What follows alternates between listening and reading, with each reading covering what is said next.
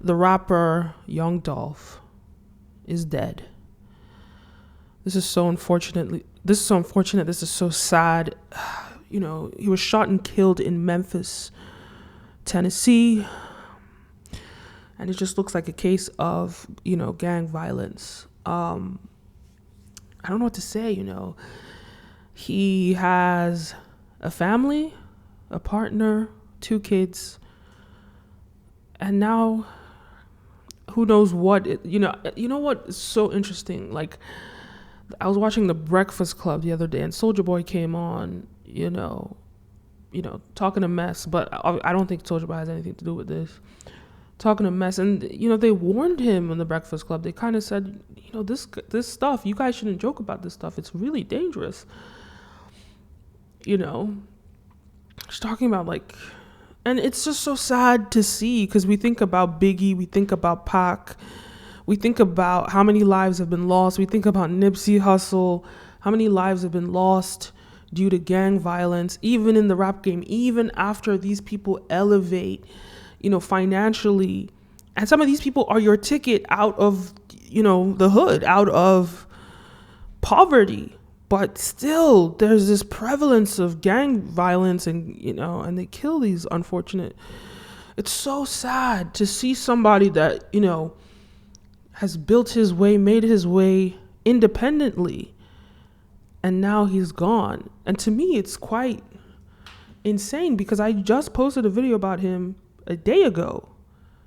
I had heard about him when he posted. I literally first heard about him the day he posted about being an independent artist. I think it was November 9th or something. So it's about a week ago. He posted, it's crazy.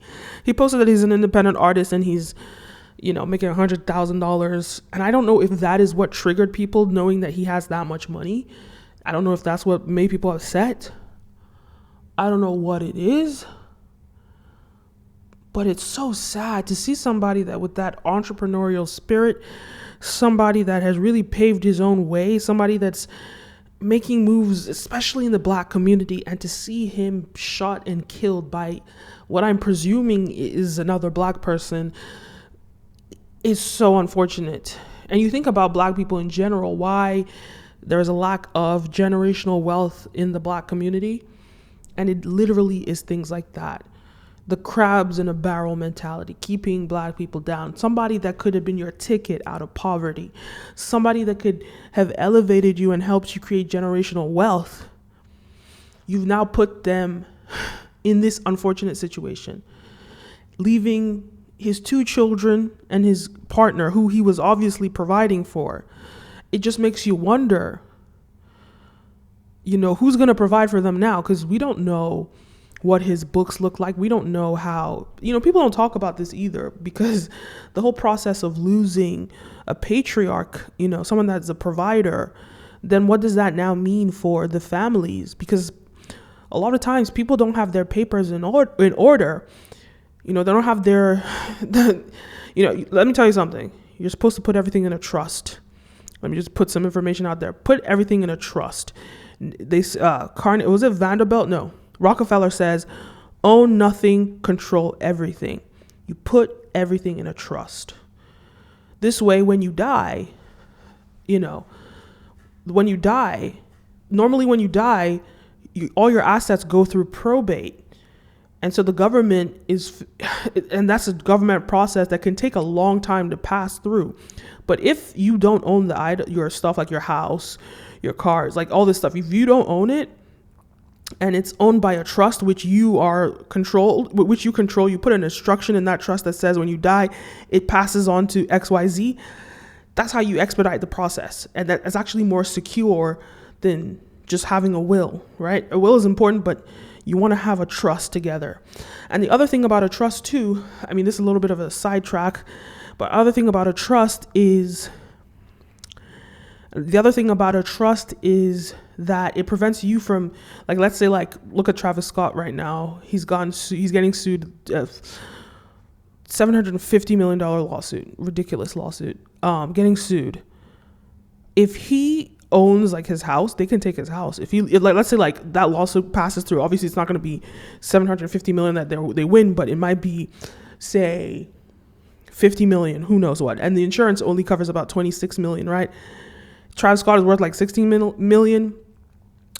They could come for everything he's worth if he owns it in his name, right? So own it in a trust. I say all that to say, because I think about young Dolph's family that he's left behind and providing for these children. And now that the breadwinner, it's very, very difficult for somebody to make the type, especially when you're coming from poverty, because wealth is generational. It's very difficult for somebody to elevate. And someone like him that has elevated, it just would be really unfortunate to hear that it wasn't sustained properly, right? So who is going to provide for them now? These kids. I mean, the wife is his partner is there. I'm not sure what she does, but it's just so unfortunate and so sad to see senseless killings.